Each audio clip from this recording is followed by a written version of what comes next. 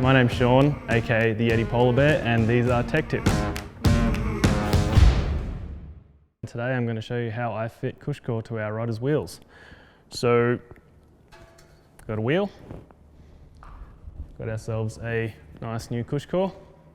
If anyone's ever installed this stuff, you know it does take a little bit to get these guys on, but if you get it sort of started in the rim track, and I usually put my knee down on it and muscle it up there a little bit, you can usually get it to pop on the rim quite nicely. Just like so. And you just work your way around the rim, trying to make sure the CushCore is centered pretty well and not going to pop off when you start fitting up your tire. So once we've got the CushCore on, obviously with the CushCore valve, it's pretty important, we can start with our tire. I'm using a nice new tire, most people do when they're fitting this system up. Really important tip with these, and this will make it so much easier towards the end of the process, is you've got to lube up the inside of the tire with, I use our Motorex Quick Clean. It's a soapy type solution that isn't harmful to the inside of the tire or the sealant or the rotors or anything silly on the bike. So I give this guy a pretty thorough spray all the way around, because what that's going to allow me to do is, or allow the tire to do, is actually move on the CushCore while I'm trying to install it. If you don't do this, the CushCore will try and grab the inside of the tire, and it just makes it very, very hard to actually roll the bead into place. So we insert the whole CushCore system into the bottom of the tire. It doesn't really matter right now where that valve is, because we can circulate it around later. And we start trying to feed the drive side edge of the bead over the CushCore. And I'm just simply pushing the bead up from the back with my fingers and rolling it over inside. As I said, you're not clipping the bead on or anything yet, so it's not really important. Once you get it to that point, you can see the tire's sitting pretty much in the center, the CushCore's sitting pretty much in the center of the tire there. From here is where we want to line up our valve. Do your best to line up the valve in the middle of the two X's there on the Maxxis logo, and simply start rolling. It's a bit hard to start, but you roll the bead into the rim and just start going around like that. If it pops out, which it quite often does, just start again and just try and hold it on the edge there. And we'll get to a point when we're about half to 3/4 of the way around the tire. It'll start getting pretty tight, almost too hard to do it with just rolling your hands over. So this is where I employ my bin. Usually I use whatever I can get my hands on, but for this point in time we actually have our sort of custom Motorex oil bin.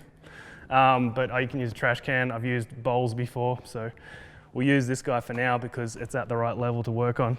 And you've got your tire 3/4 of the way around, and if you try and install the bead anymore, it's actually almost impossible to do. So what you've got to do is you've got to hold the bead at this edge and actually work the bead of the tire inside the rim. And you can see when it starts doing that, because you'll start losing the line around the edge of the bead. And just keep your hand in place there and start feeding the tire in and around the rim. And once you get to a certain point, you'll be able to get back to here and you'll be able to feed the tire on a little bit more, and then you have to work it around again.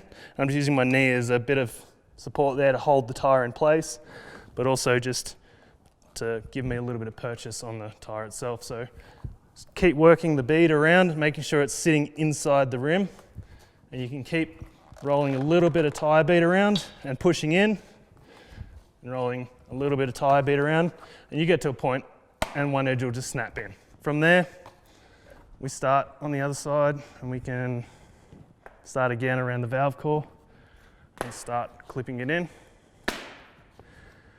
I try to never have the finishing clip right on the valve, because you don't want to catch the valve in that process. It starts getting a little tighter at this point, so I'm not putting any crazy downward pressure on here, so I'm not damaging the spokes. I'm just holding it in place really with my leg. Got my hand on here to hold the bead in place at this point to keep it tight. And you start feeding the tire into the rim again, all the way around. and just try and snap a little bit of bead in. And you will get to a point that it almost feels like it's about to snap in because you've got the bead around to a sufficient point there, and you can just simply pop it in. That's essentially the tyre mounted for now. I try not to use tyre levers because I found that it can get tight enough you can damage the tyre, and I don't really like doing that. So what I'll actually do now is I'll inflate the tyre with no sealant inside and just see how smooth it's rolling, and then I can 100% be happy that it's going to be going on the bike. To help me get that up inflated, I'll use my Motorex Quick Clean again. Soapy water is pretty much what I'm using, and all I'm doing is spraying them around the rim just to make sure that the bead is lubricated so I can actually pump it up nice and easily. It's not going to catch on the edge of the tyre or anything silly like that. So we want to put our valve core in. Doesn't have to be final tight just yet.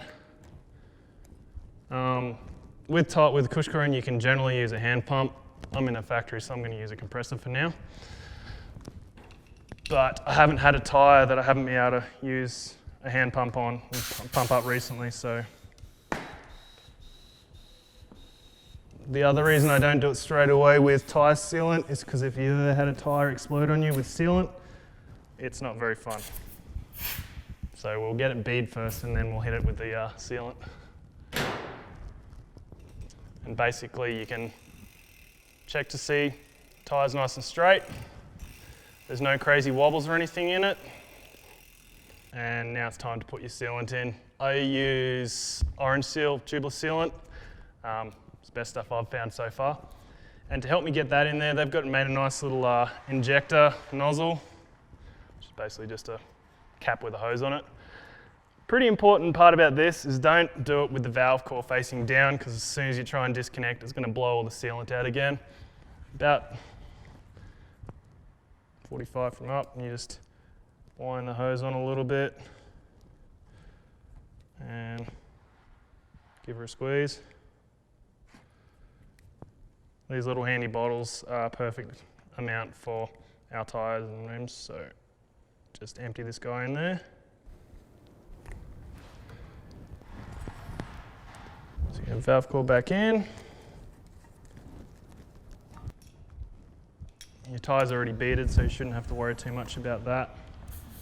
Pretty much finish her up, valve core on, and we're all good to go.